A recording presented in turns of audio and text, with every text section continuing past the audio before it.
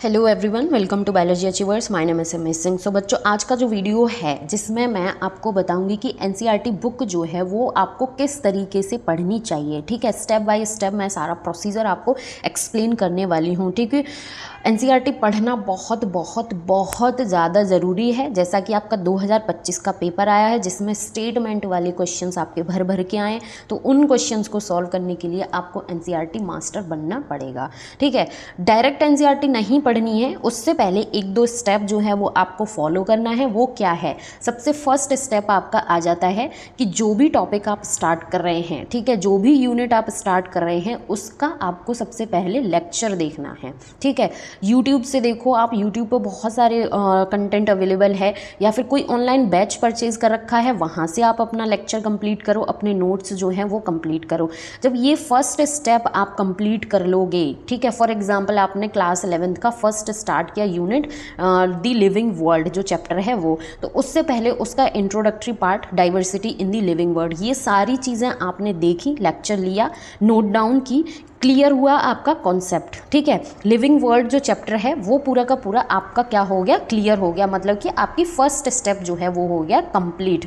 अब जब आपने लेक्चर ले लिया, नोट कर लिया, कॉन्सेप्ट आपका क्लियर है कि लिविंग जो होता है उसकी कैरेक्टरिस्टिक फीचर क्या होते हैं, ग्रोथ कैसा फीचर है, रिप्रोडक्शन कैसा फीचर है, कॉन्शियसनेस कैसा फीचर है, मेटाबॉलिज्म जो है वो डिफाइनिंग है, नॉन डिफाइनिंग है, ये चीज़ आपकी क्लियर हो गई। तो आप क्या करोगे? आप अपनी एनसीईआरटी बुक जो एकदम साफ सुथरी रखी हुई होगी, ठीक है, उसको निकालना है। उसको निकालने के बाद आपको क्या करना है? अपना ये एनसीईआरटी बुक कर आ जाना है। जब आपने ये लेक्चर में पूरा कवर कर लिया तो वहाँ से आपको चीज़ें जो हैं वो पता चल जाएंगी कि इस पर्टिकुलर पैरा में हमारा क्या चीज़ें इंपॉर्टेंट हैं और हमें किस तरीके से पढ़ना है। जब फर्स्ट टाइम आप एनसीईआरटी पढ़ने बैठोगे तो आपको बहुत टाइम लगेगा, मन नहीं करेगा, ऐसा लगेगा ये कॉन्सेप्ट हमारा क्लियर है, क्या ज़रूरत है इसको पढ़ने की। बट बेटा ज़रूरत है, क्योंकि स्टेटमेंट वाले क्वेश्चंस आपके पेपर में आ रहे हैं। उसके लिए आपको एनसीईआरटी एक बार, दो बार, तीन बार नहीं, 10 बार पढ़नी पड़ेगी। तो इसीलिए अभी से आप ये चीज़ अपने प्रैक्टिस में लाओ। जब फर्स्ट टाइम आप एनसीईआरटी पढ़ने बैठोगे तो हर चीज़ आपको पढ़नी है, बिल्कुल पढ़नी है। थोड़ा पेशेंस रख के पढ़ना स्टार्ट करना, ठीक है, थोड़ा हाईलाइटर वगैरह लेकर बैठना और साथ ही साथ एक आधी पेन लेकर बैठना, जिससे कि आप चीज़ें जो हैं वो वहीं के वहीं पढ़ते टाइम ही नोट डाउन करते हुए चलो। और जो आपने लेक्चर लेते टाइम अपने नोट्स बनाए हैं उनको भी पास में रख के बैठना। ठीक है, जैसे आपने पढ़ना स्टार्ट किया, biology is the science of life forms and living processes, the living world comprises an amazing diversity.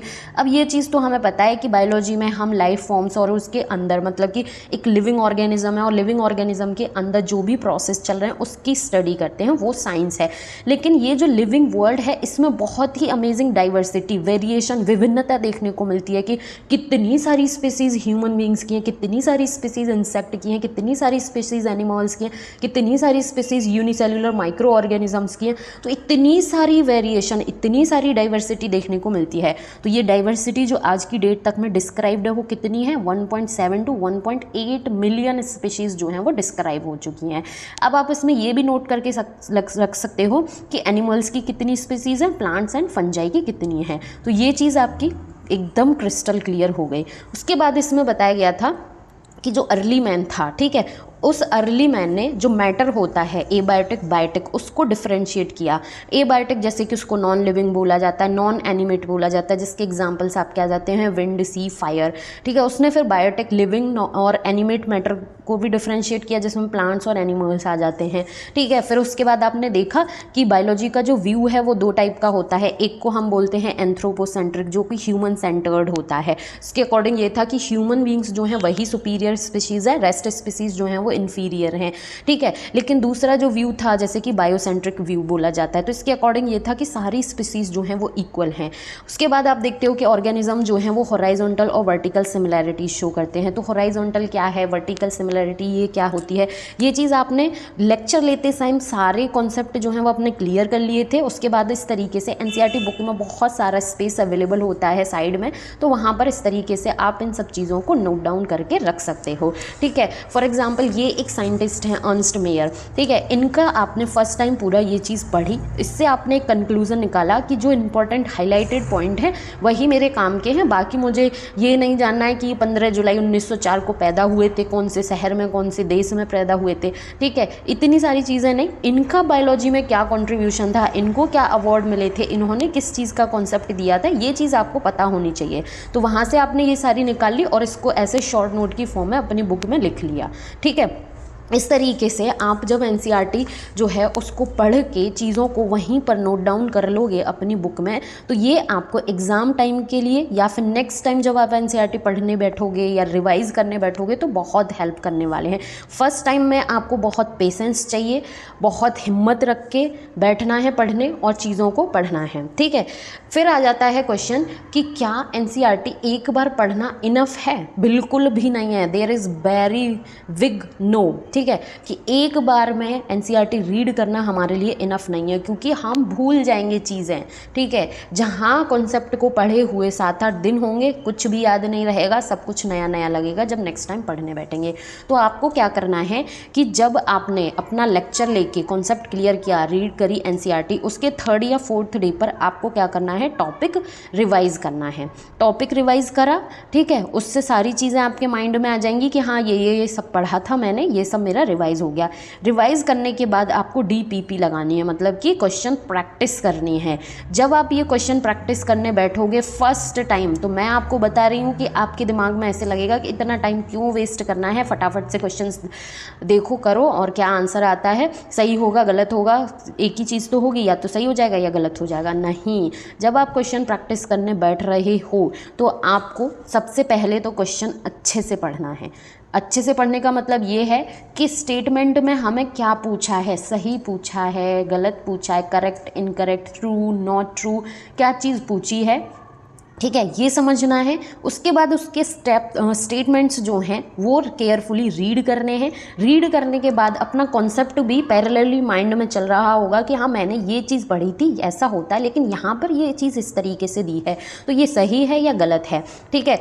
इस तरीके से आपको प्रैक्टिस करनी है, question practice. First time question practice करने बैठोगे तो कुछ कुछ सिली मिस्टेक्स भी होंगी, ठीक है, हबड़ सबड़ मचाओगे, जल्दी जल्दी करने की कोशिश करोगे कि टाइम नहीं है, मुझे दूसरा लेक्चर भी लेना है या वो टॉपिक कवर करना है, तो ये सारी चीज़ें आपके साथ ज़रूर होने वाली है। जब आप क्वेश्चन प्रैक्टिस कर लोगे तो फिर से आपको अपनी इस प्यारी एनसीईआरटी जो आपने कलरफुल एक गार्डन बनाया था इस पर आना है, ठीक है, अपनी प्यारी एनसीईआरटी को रिवाइज करने आना है। जब आप सेकंड टाइम रिवाइज करने आओगे तो जब आप ऑलरेडी ये सब नोट डाउन कर चुके होगे फर्स्ट टाइम में, तो आपको थोड़ा रिलैक्स होगा कि चलो हाँ, लंबी सांस ली राहत की कि मैंने ये सारी चीज़ें जो हैं वो नोट डाउन कर ली थी, तो सेकंड टाइम में उसका जस्ट हाफ टाइम लगेगा आपको पढ़ने में। आपने अगेन एनसीईआरटी रीड की, मतलब सेकंड टाइम यहाँ पर आपने एनसीईआरटी रीड कर ली।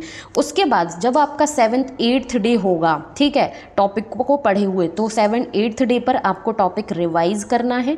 रिवाइज करने के बाद आपको क्वेश्चन प्रैक्टिस करनी है। अब जब सेकंड टाइम क्वेश्चन प्रैक्टिस करने बैठोगे आप, तो वहाँ पर आपके दिमाग जो है पहले ही आपको एक मैसेज पहुँचाएगा कि बेटा पिछली बार क्वेश्चन प्रैक्टिस करने में तूने बहुत जल्दी जल्दी मचाई थी, पेशेंस के साथ काम नहीं किया था, सिली मिस्टेक्स की थी, तो वो चीज़ें आप अपने आप ऑटोमेटिकली नहीं करोगे, ठीक है, जब सेकंड टाइम क्वेश्चन प्रैक्टिस करोगे, ठीक है। जब सेकंड टाइम क्वेश्चन प्रैक्टिस करोगे मैक्सिमम क्वेश्चंस आपके सही होंगे, आपको पॉजिटिविटी फील होगी, ठीक है, कॉन्फिडेंस जो है वो बढ़ता हुआ नजर आएगा। जब क्वेश्चन प्रैक्टिस कर ली, अगेन आपको रीड करनी है एनसीईआरटी, ठीक है। जब थर्ड टाइम एनसीईआरटी रीड करने बैठोगे ये सारी चीज़ें, तो बहुत ही जल्दी से ये सब चीज़ जो है वो आप रीड कर लोगे, रिवाइज कर लोगे, ठीक है। रिवाइज करने के बाद आपको ये चीज़ फील होगी गारंटी से कि ये मेरा कॉन्सेप्ट जो है वो बहुत ही क्लियर हो गया है।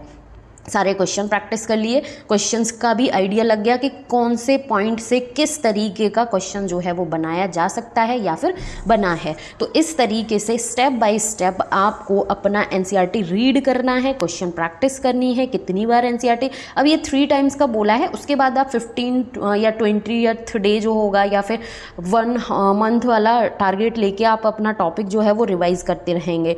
जितनी ज़्यादा क्वेश्चन प्रैक्टिस करोगे उतनी ज़्यादा क्लियरिटी आएगी। आएगी, ठीक है। तो आपको ये स्टेप्स जो हैं वो बहुत ही अच्छे से फॉलो करने हैं, क्योंकि आपके एग्ज़ाम में सिर्फ और सिर्फ अब 9 मंथ बचे हैं और बहुत बच्चों के बैकलॉग हो रहे हैं, सिलेबस नहीं हो रहा है।